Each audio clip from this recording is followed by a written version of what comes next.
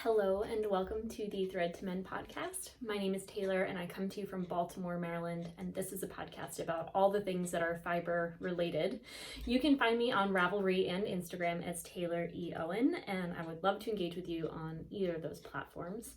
I used to think that I was great at uploading my RAVELRY projects, but I'm realizing that I included very little information in many of my earlier projects, so I'm trying to be a little more diligent in updating those that I've recently finished, and I have a finished object to show you now. In fact, I actually have two, so there's going to be a wardrobe change. I considered recording them both in separate videos, but I just want to get this over with because I have a habit of recording and re-recording and then re-recording episodes, and I don't want to have to do that so that I can get more knitting completed. So this is the Ranunculus sweater. It was designed by Cafe Knit Midori, and I've knit this sweater in Quince & Company's Piper yarn. I picked up this yarn when I was on vacation in the state of Maine at, I believe the shop is called Knitwit. It's on a cute little charming street across from the cemetery, very close to the co-op where Brian and I gather our groceries for the week when we visit that state there in July. So yeah, it's a lace weight yarn, 50-50 merino and mohair. So it has a really nice bloom and fuzz to it. It's very soft, and I knit it on the suggested needle size in the pattern. I believe I did not knit a swatch, although I'm not sure it would have really helped me here, because one thing I've discovered about this garment since wearing it is that the fabric behaves very differently on a body, taking up three-dimensional space, than it does when you've blocked it or laid it flat to measure.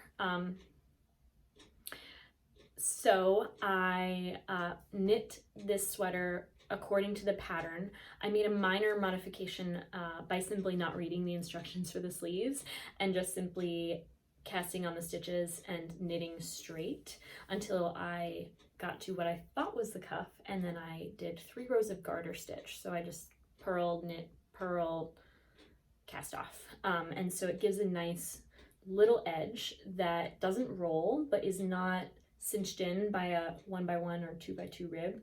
And I didn't change my needle size. I didn't decrease any stitches because I wanted a nice bell sleeve. And at first, when I put on the garment, the sleeves were to the wrist. And then as I wore it the first few hours, it kind of shrunk up a little bit. And I thought, you know, it's a little awkward. Maybe I'll cut the, you know, ends that are woven and just knit a few more inches. But then I was just like, no, I'll just leave it. And I've been wearing it for days, and the sleeves have only shrunk more and more and more as it's worn. So I don't know that I ever would have anticipated this amount of shrinkage, because it's not as if it's happening all over the fabric. So I'm embracing it. I actually think it's rather cute. I'll stand up and show you. It's a great springtime garment, I would say. I really like the casual nature of it. It is very short, so I'll only really be wearing it with kind of tunics or like as an overlayer to a dress. I don't think I have any skirts that sit above my natural waist, and if I did, I'm kind of having trouble with determining the exact cropped length I should choose. I'm thinking about adding an inch of not ease but insurance to it being a long enough length to meet my lower garment. So when I knit this again, if I knit this again, I'll add a few more inches than the pattern suggests, maybe just 3 at most. And of course I will add many more inches depending on the yarn I'm using. I really think you could use any yarn for this project. It is a very like kind of one size fits all type of design. I mean, it's not very tailored to I don't know what I'm saying. That's most sweaters, to be honest. But I like it. It was very simple to knit. I didn't have as many problems knitting this garment as I have had with others. I did find the yarn combination with the needle size a bit fiddly, so once I got to the sleeves I was just like ready to be done. But I can see why people make more than one of these, because it is quite easy and intricate in a way that I think just by changing the yarn you have a completely different sweater, especially in terms of how you wear it, which is nice to know you have a recipe to turn to that's very versatile for each season. So I love this color. This is one of my favorite colors, especially by Quince & Company. The Knitwit yarn shop in Portland, Maine does distribute Quince. There are not many near me. I think the closest is in Alexandria, Virginia. And as a resident of Baltimore, I do everything I can to avoid driving in or around the DC area. So I just don't go out of my way for yarn. I'll visit yarn every time I travel, but if I'm home, I'm just like not, I don't know. I should maybe explore my immediate area better on the yarn front. But anyway, this is my ranunculus, and I will just stand up to show you one last time, and then I'm gonna go do a little wardrobe change because I slept in this last night. You didn't need to know that, but like I'm ready to put my today clothes back on. So I just wanted to show this to you, and I will be right back.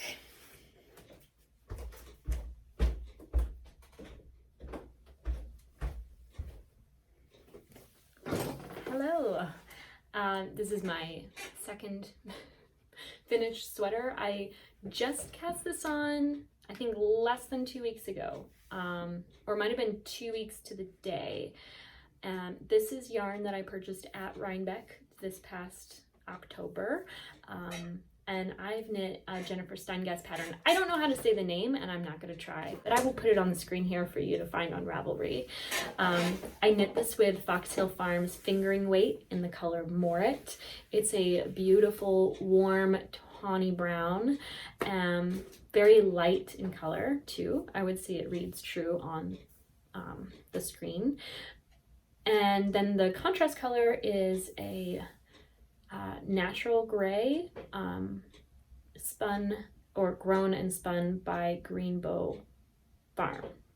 So I'll stand up and show this to you really quick. I knit, so I knitted according to the pattern, and I realized I made an error in reading the pattern. So it said, you know, knit straight until garment measures 15 inches from, what was that again? I thought it was from here. I think it was from here. I don't even know. I don't really care. It fits me exactly where I wanted it to. But that's one modification I made, was in the length. And I can't even tell you, I mean, I could measure this for you, but it might not be what your length torso is. So I just knit it to fit kind of below the belt with a little French tuck. And I like the length in the back too. I mean, one thing's for sure, because of the depth of the armpits, when I raise my hands, you'll definitely see whatever undershirt I'm wearing, which is sometimes not my favorite garment in the coldest months of the year, but the sleeves are really long. I learned my lesson. I even have to roll them up a little bit. So this is the longest I've even worn this sweater, so we'll see how the arms kind of shrink up with the elbows. I kind of always do a little organic movement to kind of feel how the fabric kind of drapes over the body. And I wish there's more I could do to kind of unblock the blocking seam that kind of happens. Like if one could steam garments they're wearing, that's the only solution I imagine, and it's definitely not safe. So it just will go away eventually, right? I mean, yeah. So I truly love this sweater. I think if I were more sensitive to the itch factor, I would think this a teeny bit itchy, but I'm not sensitive to wool, and so I'm very comfortable with the sensation on my skin from this fiber. So if you're on the edge of itchy, scratchy, soft and squishy, then I would maybe not suggest it, just to be safe, although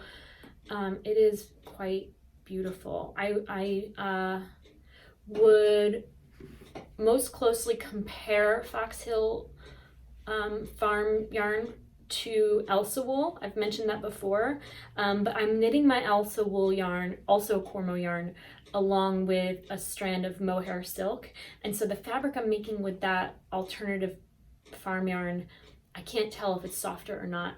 It definitely feels softer, but that's the silk mohair for sure. So both are really great yarns. I genuinely love the warm hues of Foxhill Farms yarn blends, and I will buy again. I will probably even buy fingering weight again in another color, because at least in Maryland, kind of on the mid-coast, nothing really beats a fingering weight sweater because you can wear it throughout most of the year and it's never too heavy.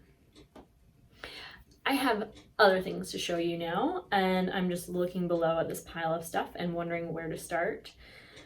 I think since we're on the subject of sweaters, I'll just show you the next new sweater I'm knitting and what I'm ripping back. So this is Jenny at the Fair, knit in Let Lopi yarn. This is my first steek, guys. I'm steeking. So here's the thing. I knit from the first row of black up to here last night, even just for a couple, I don't know, maybe an hour or so, after ripping back this section because I accidentally picked up this color for the flowers, and that was obviously a mistake because I just used it. So I ripped back and I thought I was supposed to use this color that I set aside, but it turns out that it was this tawny brown color that you can barely see against the olive green background. It's very low contrast, even in the daylight. I thought, because I was knitting at night, that perhaps it was just my poor lighting that made it look quite bad in my eyes. Not bad, but very kind of like vomity. I don't know if it's a color that makes me say vomity or just that all low contrast is rather messy appearing, but anyway, I digress. I'm going to knit back to here and use this tawny brown instead of gray, and I think that the gray and the green is going to have a much nicer contrast for the next pattern of stitches. Yeah, so I'm halfway through this chart perhaps, and then who knows what's next. I think there's pockets coming up soon, and I can't wait to have a nice wool outer garment to wear over other sweaters. So I'm all about the sweater knitting for myself this winter. I'm just showing up to knit all the sweaters. That's the only sweater I've started. I'm still working on my Daydreamer by Andrea Mowry. I'm thinking of focusing explicitly on these two garments over the Thanksgiving holiday, although we'll see how much I get through this week on this one. I have 3 other sweater quantities in front of me. I don't know if I've shown you them. I definitely know I haven't shown at least 2 of them, but I'll just reach for the closest one first. I'm going to knit myself a Kate Davies cardigan. It was part of her knitting season that I signed up for, I want to say last year, and this is my yarn set aside for that. It is a chevron pattern. I'll put the name on the screen for you to find on Ravelry, and I'm using my vintage buttons that I've bought at one of the recent fiber festivals. So I think that this is going to have a really nice vintage look. I have another set here, so there's enough for the whole garment. And I would say I can't wait to cast this on, but I feel like the yarn is just a little lighter than what I've been handling, obviously with the Lopi. So I'm trying to just finish a couple other sweaters first that are quicker knits before going out into the world of kind of lace looking small gauge needles. So this is just waiting and ready for when I am. The second sweater I'm gonna cast on soon is by, what's her name? Isabel Kramer has a sweater I already purchased very impulsively at some point in the past. And for the body of the sweater, I'm using Quince & Company's Chickadee yarn in the heathered gray. This is the color Caspian 155. It's 181 yards per 50 grams, so I have about 250 grams for the main color. And then I'm gonna hold the merino silk I've bought from Ocean by the Sea. This is botanically dyed, maybe with avocado, although I could be wrong there. It's very peachy pink.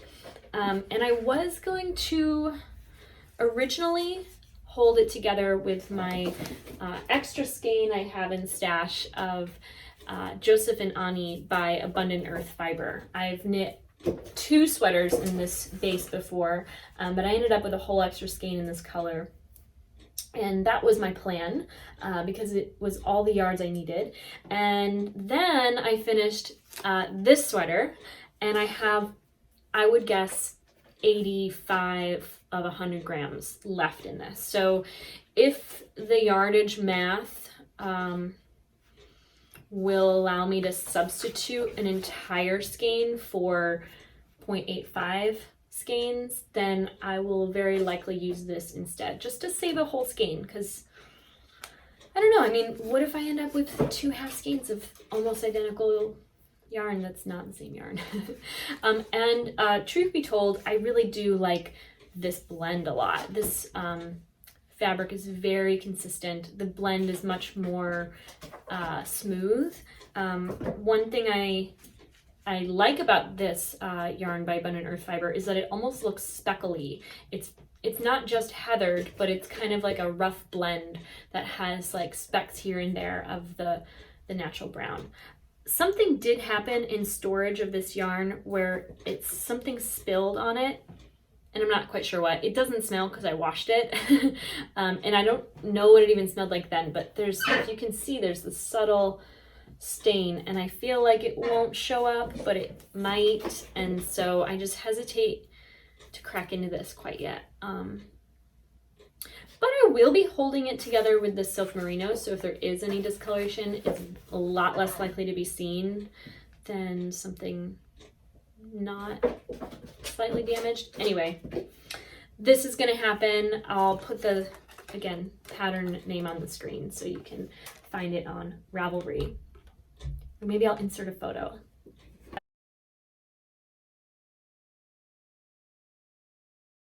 But this is Verdant from Abundant Earth Fibers, and it's a worsted weight yarn. It's 80% Rambouillet, 80% merino, 20% Rambouillet. It's 250 yards per 100 grams, so it's kind of a lightweight worsted, just based on the yardage, and it's very squishy and bouncy. I mean, all Abundant Earth Fiber has that squish factor. So much so that like I would maybe go up a needle size in their yarns when knitting a pattern, and maybe make a smaller size, just because it's like so squishy, so much air. Sorry, my chair's quite loud. I have a habit of picking out all the little neps in Tweety yarns, and it's quite bad. Like they can just stay there. But I have set aside 3 25-gram skeins of silk mohair by Isagar, and I'm going to hold these together, knitting a new to me pattern I found on Ravelry. I don't know the name or the designer, I just have the idea in my mind, and I will put it on the screen here for you to see. Another cardigan, which I'm excited to own. I feel that I have many pullovers, but no cardigans, and it would be nice to throw something over whatever else I'm wearing. This one is going to fit smaller than others, so maybe I'll knit a larger size to make it nice and loose. I'm not quite sure. And I don't know yet which buttons I'll be using, but I have enough that I can find something good to match when the time's right. So I'm trying not to fret on things that I haven't decided yet. I'm trying to just focus on the projects that I have in front of me, because I will be more efficient that way. So that's all for my knitting plans. I'm still knitting the Aspen socks, or I'm actually knitting the leg warmer version designed by Diana Walla with Quince & Company. The same yarn I've shown you, actually. I have more than just that. Same color and everything. So I'll be a little matchy-matchy. That'll be fun. That will motivate me to knit my leg warmers more if it's not the weather. I wish I had them done by now. I'm going to a wedding tonight and it would be nice to wear them. I have the right dress for it, but it's not done. I actually didn't even remember I was going to this wedding until last week because it's Brian's friend from college, but yeah, that should be fun. I have just a little bit more to show you. I'm gonna set all this yarn down out of my hands. And the last is all spinning related. So before I went to the New York State Sheep and Wool Festival and brought home my new fleeces, I was naturally dyeing my newer merino white fleece. I dyed 3 batches of about a pound each, I believe, with natural things such as, I don't even remember anymore. Yeah, it's actually escaping me, which is weird. Definitely Black-Eyed Susans. I'm sure I mentioned it in previous episodes. It's not the most relevant thing now, but the first batch of yarn that I dyed and combed is now spun onto 1 bobbin as singles, because all the colors came out very close to each other and there was no contrast to be found between them. I made the decision to spin every color on its own bobbin and then 3-ply them together. So this is my first of 3 single ply bobbins. This is a Cormo Cross breed. I think this one is merino. I think that this fleece is merino from the most recent Maryland Sheep and Wool Festival, if I'm not mistaken. I don't know if I can get a good close-up on that for you, but it will be very soft and a little bit fuzzy, I believe. And I think at 3 plies, it'll be, sorry, my chair is very old and squeaky, but it'll be a little heavier than fingering weight, fingers crossed. It might be a nice sport weight yarn. I had some fiber set aside that I'd combed on my, I carded on my drum carder, and I just never got around to playing with. I really prefer to spin worsted prep yarn. I prefer to spin fiber that was combed. And so I don't find myself spinning a woolen style fiber prep often, but I wanted to give it a try. And so I knit, or spun rather, just a couple yards. I would say this is maybe 4 yards of natural gray Cormo Cross fiber. Let me see if I can get this into a nice little skein for you to view.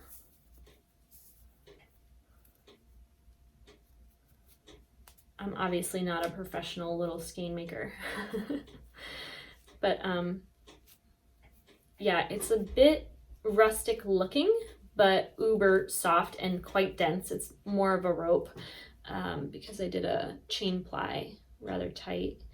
This is a little teeny sample spin. I stopped because I wasn't quite enjoying the process, I believe.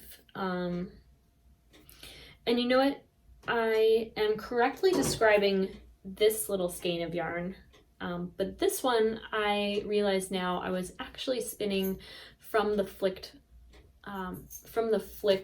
open lock. So I believe that if I spin this fleece in any method, I'll actually choose this method because it was the most enjoyable to process and also spin.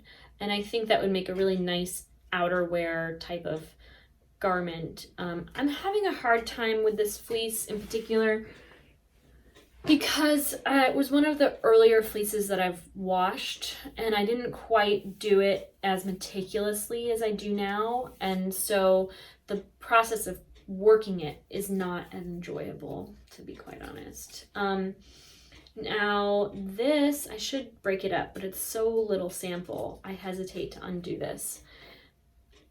And Lord, it's so imperfect. I don't even know why I'm showing it to you. But this is the same fleece, carded with stellina, which you can barely see, but there is some there. And then this is the same fleece, carded with the waist fiber of a chocolate merino fleece I've also been processing. So there's these like big slubs. Some of them I could just pick right out, but it gives it a very tweedy look. This I might actually enjoy knitting, kind of like an art yarn, a subtle like art yarn, textured, maybe like, I don't know, perhaps like a capelet thing. I don't wear a lot of bulky, so it's hard for me to envision why I would make bulky yarn if I don't knit with bulky yarn. But I've successfully turned these 6 yards or so into a pile of mess. They were just little sample spins. I'll probably knit them into tiny little squares just to see what it looks like knit. I just wanted to do something that was uncontrolled, very random, and a bit messy, to just have my hand at spinning a woolen prep fiber. I'm not quite sure how to draft it evenly when it is a woolen spun, or if I'm just trying to spin it too fine. I tend to spin rather fine, and I find it challenging to spin woolen prepped yarn fine. So maybe it's the staple length of the fiber I'm working with that just makes that impossible. I'm sure someone out there knows, and if they want to educate me, I always welcome your comments, but don't feel like you have to. But please do if you'd like to share. Tell me your experiences of spinning woolen prep fiber. I just turned that into a pile of vomit. Yeah, so those are quite fun. I have set aside to sample spin the mohair fleece that I brought home recently, as well as the newer chocolate brown fleece that I've done a little bit of combing on. I'm right now combing the second pile of 3 for those 3 bobbins I mentioned, and so I guess I'm about a quarter of the way through that sweater spin, which I have no pattern in mind for. I just want to spin fiber. And I like dyeing fiber, especially in the raw. And when I have it dyed, it kind of takes what would consume 1 pillowcase and divides it into like 3 or 4. And I just don't have the room or the pillowcases to store all of this fiber once it keeps expanding after dyeing. So I'm trying to comb it as I dye it and spin it as I comb it. So it's a step-by-step process. One at a time, and I hesitate to take on any new real, other than sample spinning, any real spinning projects until all 3 of them are done, because it will never happen otherwise. Yeah, thank you so much for watching this episode of Thread to Mend podcast. Again, you can find me on Ravelry and Instagram as Taylor E. Owen. I will ask you to subscribe to this channel if you don't already. And give this video a thumbs up so that other people find it on their feed in case they're interested in such things. So have a great day, take care, and I'll see you all soon.